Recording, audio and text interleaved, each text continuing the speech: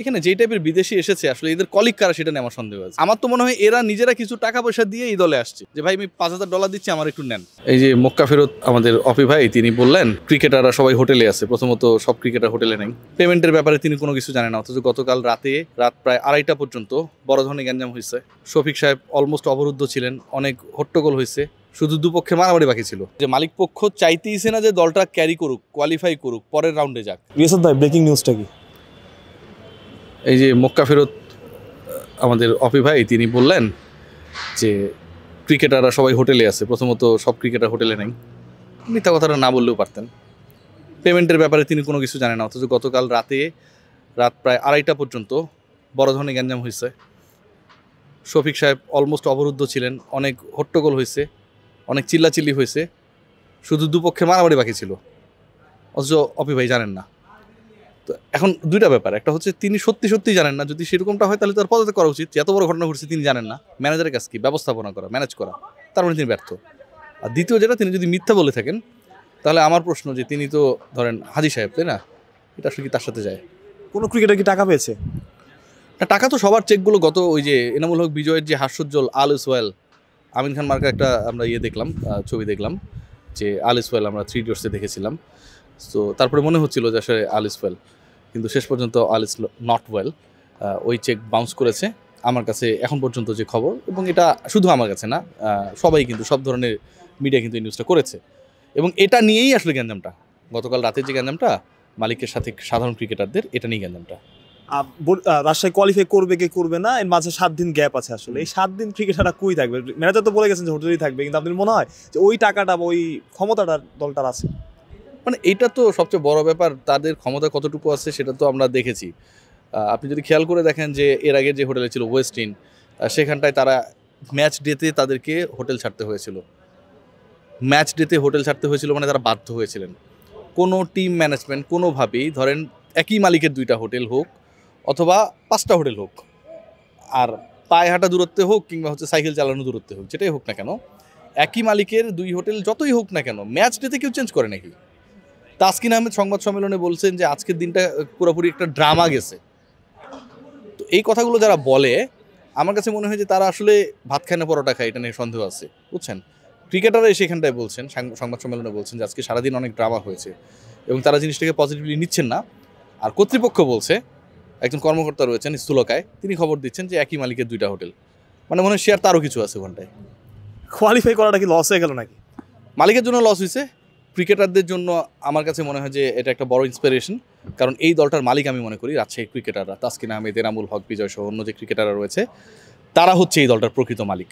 আর যিনি আসলে ভাব নেন, গতকাল সম্প্রচারকারী মাধ্যম টি স্পোর্টসে দেখছিলাম তার ইন্টারভিউ, সেখানটায় তিনি বলে গেলেন যে বোনাস ইজ অলওয়েজ অন। ঠিক আছে, তো বোনাসটা আসলে কোন জায়গায় অন সেটা তো আমরা দেখতেছি। রাজশাহীর আসলে আসল মালিক ক্রিকেটারের মালিক, সেটা তো অন্য ব্যাপার, পারফরমেন্সের দিক থেকে আপনি বলেছেন আসলে, কিন্তু রাজশাহী টিমের মালিককে আমরা অনেক গুঞ্জন শুনি যে উনি আসল মালিক না। আপনি কি জানেন?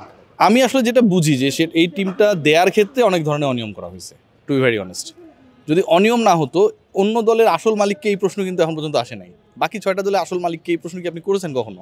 আপনার কোনো ডাউট আছে রংপুর রাইডার্সের মালিককে, ফরচুন বরিশালের মালিককে, খুলনা টাইগার্সের মালিককে? আপনার এই প্রশ্ন তো আপনি নিজেকেও করলে আপনি উত্তর পেয়ে যাবেন কোনটার মালিককে।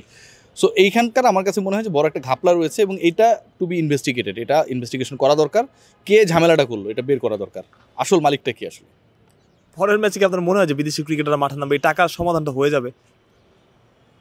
ভাই এখানে এমন একটা হয়েছে যে মালিক পক্ষ চাইতেইছে না যে দলটা ক্যারি করুক, কোয়ালিফাই করুক, পরের রাউন্ডে যাক। একটা দল টপ 3-তে এই মুহূর্তে, বাকি দলগুলো কান্নাকাটি করতেছে। আপনি খুলনা ক্রিকেটারদের সাথে কথা বলেন, তারা কান্নাকাটি করতেছে যে তাদের দল জিততে পারে নাই, লাস্ট ম্যাচটা হেরে গেছে। আবার এরা এত ভালো করছে, রাজশাহী এত ভালো করছে, মানে টপ 4-এ যাওয়ার জন্য কি পরিমাণ চিন্তা, কি পরিমাণ টেনশন প্রত্যেকটা দলের মধ্যে, চিটং বলেন, খুলনা বলেন, সবার মধ্যে কিন্তু এই টেনশনটা রয়েছে। রাজশাহী সেই টেনশন থেকে অনেকটা বের হয়ে গেছে, টপ 3-র মধ্যে তারা রয়েছে, টপ 4-এ থাকা লাগবে। সেখানটায় তিনি পেমেন্ট নিয়ে ফাইজলামি করছেন, টেস্ট ট্রিটে গিয়ে তিনি হচ্ছে নিজেকে ট্রিট দিচ্ছেন, যেটা সাক্ষী, একটু ক্যামেরাটা বড় করেন, আপনি নিজে দেখেছেন না?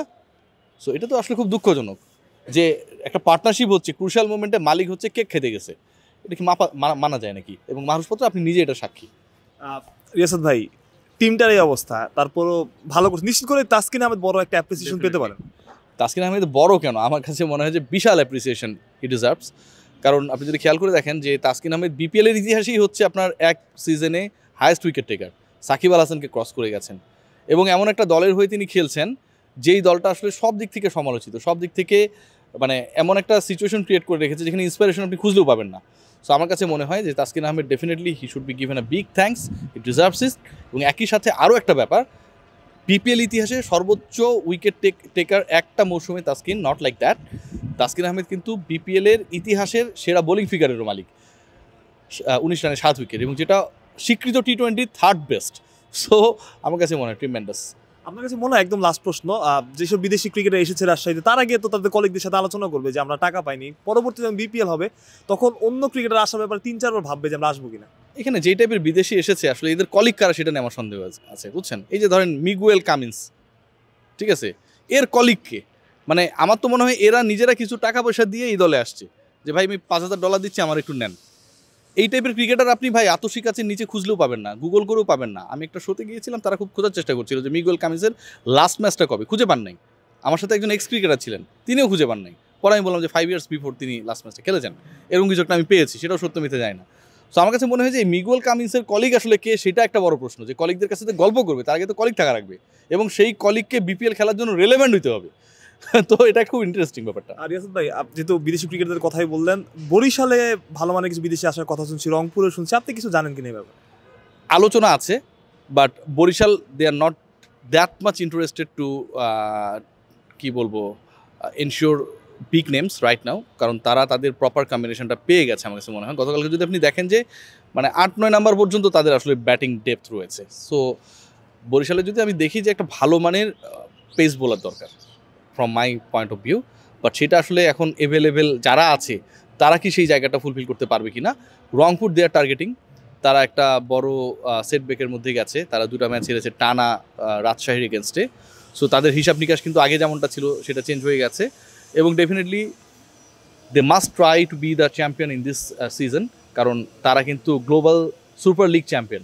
সো ওই দিক থেকে রংপুরের কিন্তু প্রেস্টিজ বলেন, টার্গেট বলেন, টেনশন বলেন, এক্সাইটমেন্ট বলেন, সব কিছুই কিন্তু বেশি অন্য যে কোনো দলের জন্য, এবং সেখানটায় ডেভিড ওয়ার্নারকে দেখার একটা সম্ভাবনা রয়েছে।